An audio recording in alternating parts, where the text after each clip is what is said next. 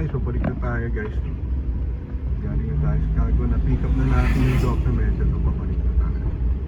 Ang dami pa yung nagja-jogging, ano, pagka ganito mga oras.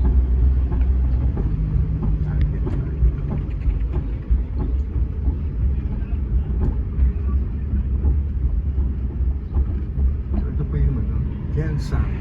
Ito pa yung area ng airport.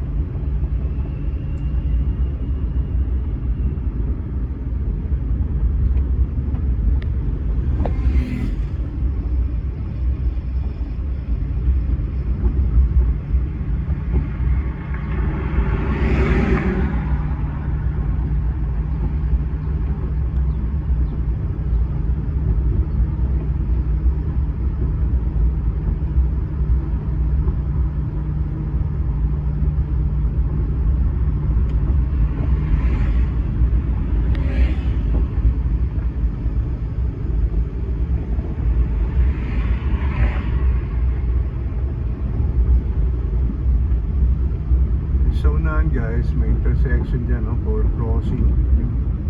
Going to the right is papunta nga niyan Kalumpang, no, Fatima, Gensan Peaceport kung kakanan ka dyan. Pero papunta tayong Napupong highway, Maharlika, diretso tayo.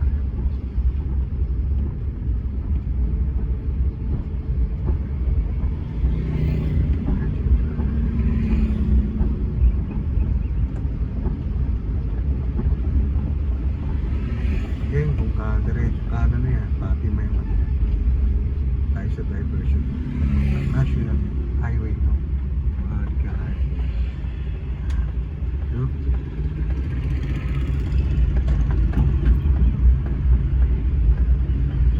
Gusto po kayo mga journey. Thank you for always dropping by to my channel.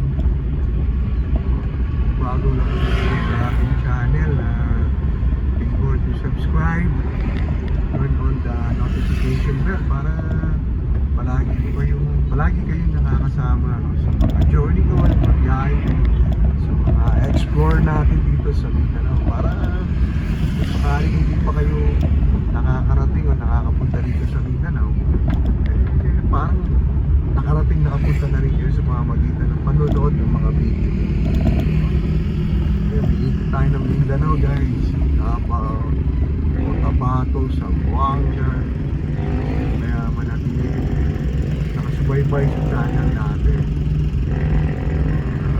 Mahal pa naman ang pamasahe, so kahit di na kayo pumunta rito, ako na magpapasyal sa inyo dito sa Mindanao. Mindanao. Ito naman nandito tayo sa General Santos City, na kung saan kilala bilang tuna capital of the Philippines, and also home of the champions, no? Sino ba yung mga champion yan? Of course, ang ating pambansang kamao, si Senador Manny Pacquiao. Nandyan din si Shubi ba yun? Shubi, no? Sabi yung Shubi na Tumisikat ngayon, taga ano yan, taga-liga yan. Yan.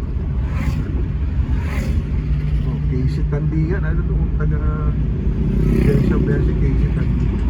Of course, no, ang unang-unang nakilalang champion from Jensan, doon ay tinatawag na The Jangas. Wala iba, kundi si Fatboy, no? Si Rolando Fatboy Navarrete. Yan, the Fatboy from The Jangas. Kaya itong Jensan ay tinagurian home of the champions.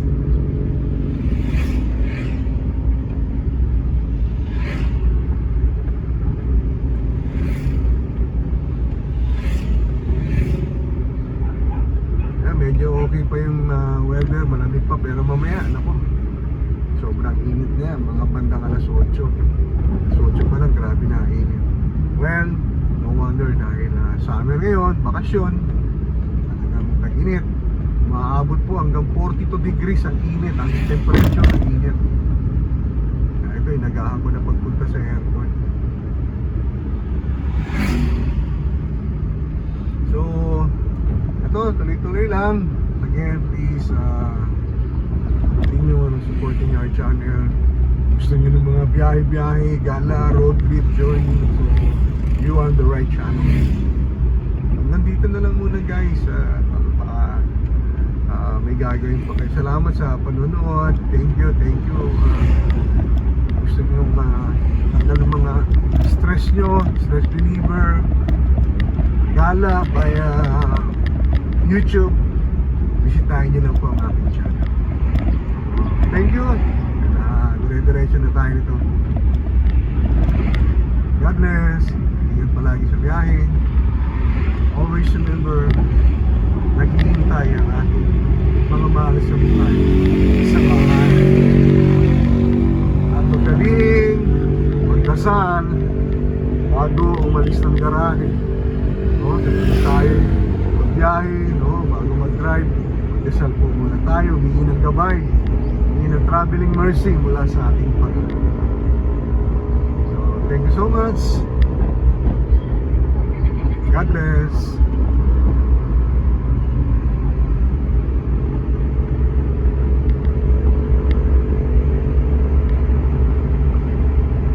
Ito rin ang biyahe natin, ha?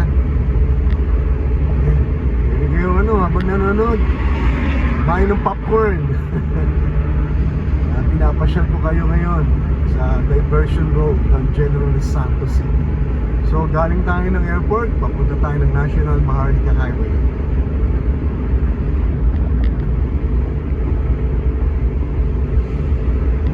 Next week mabiyahe tayo ng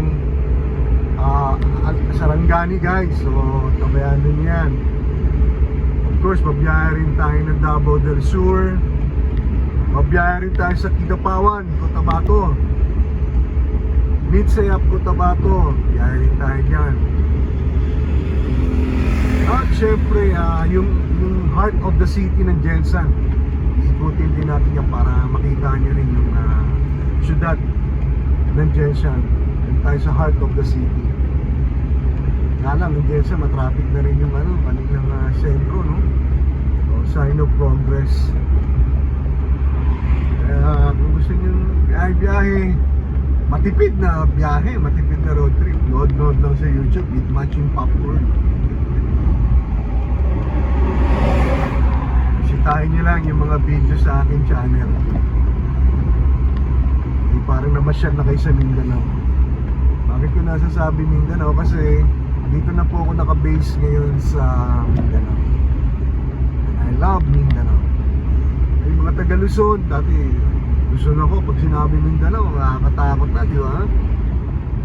Ang nasa isipan agad natin, yung mga Busayap, MILF, mga rebelde. So, para yun nung araw yun, pero ngayon, hindi na po.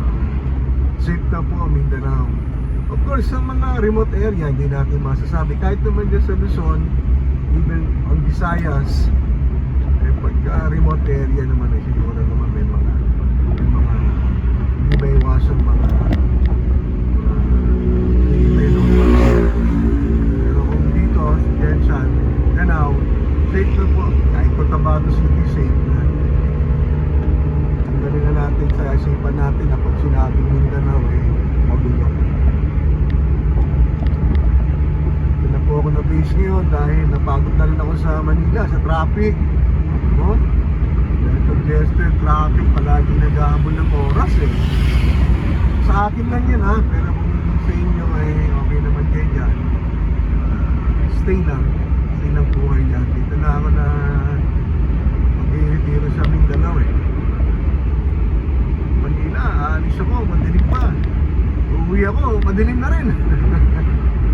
Dahil sa traffic. Kahit malapit lang ang pupunta ako, oras pa rin ang bibilangin bago pa makarating sa destination. Dito kaluwag dito guys, sa mga journey natin, mga road trip natin. Tsaka ang laki na ng improvement ng daan. So makita nyo kung na nag-umpisa tayo, konkreto yung daan, yung road, no? Yung pavement, konkreto, no? Ganda na. Sa Cotabato may mga ilang portion na may mga rough road, may mga lupak-lupak pa rin.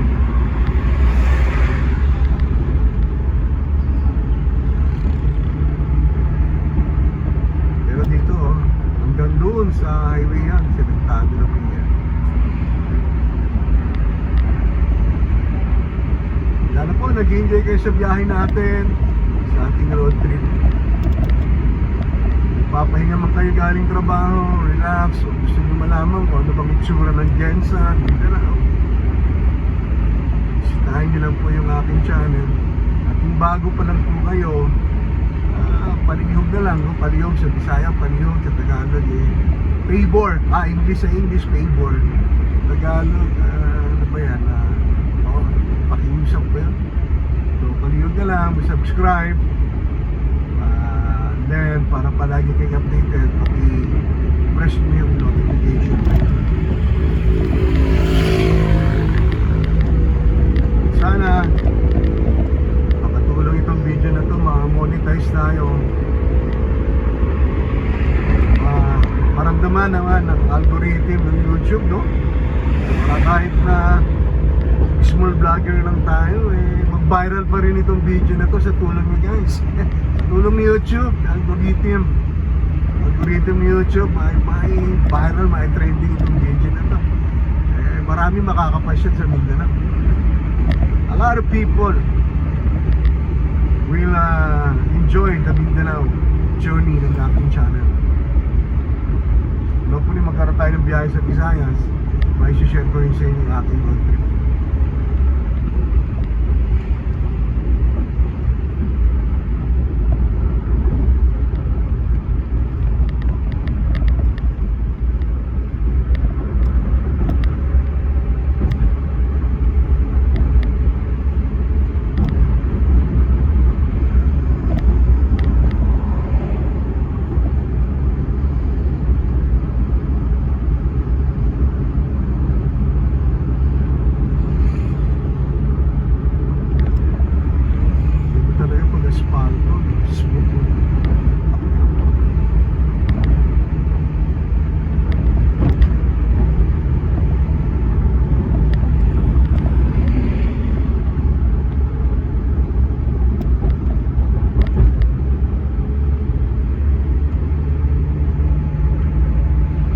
Biyahe ko pong ito, dire-diretso na ito sa Blue South Cotabato. Pero pagdating sa National Highway, I have to stop the video, baka bawal delikado na doon, nagliliparan na yung mga sasakyan doon Pero tingnan na natin stay put lang kayo yan. Kung hindi pa man puno yung cellphone,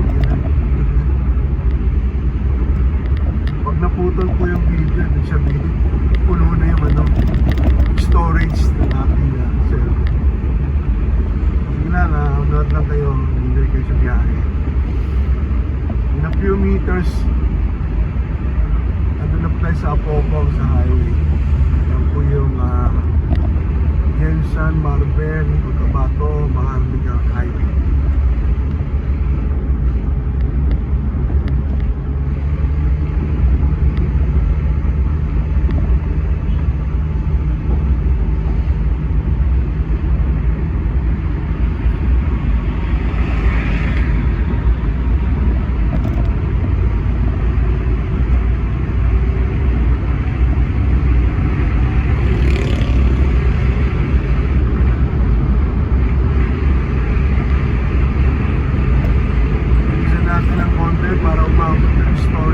cellphone ko. Doon sa kanto sa round ball ng Jensen.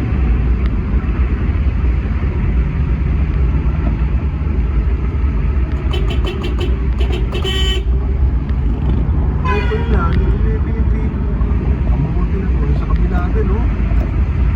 Kamuti. Marami rin kamuti rito, guys. Kaya ingat din ako sa pagdadrive ko. Ingat din ako sa journey ko, sa road trip. Signal motor. Kung siya, hindi tumitingin dito eh. Parang diretso. Kaya pinaiiral na lang natin yung self-defensive driving.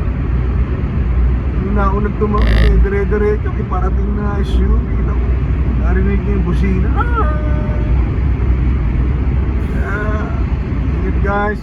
Dahil naman man na yung motor na single. Ingat guys, tingin mo na sa left and right bago mag-cross ng highway. Bago tumawid.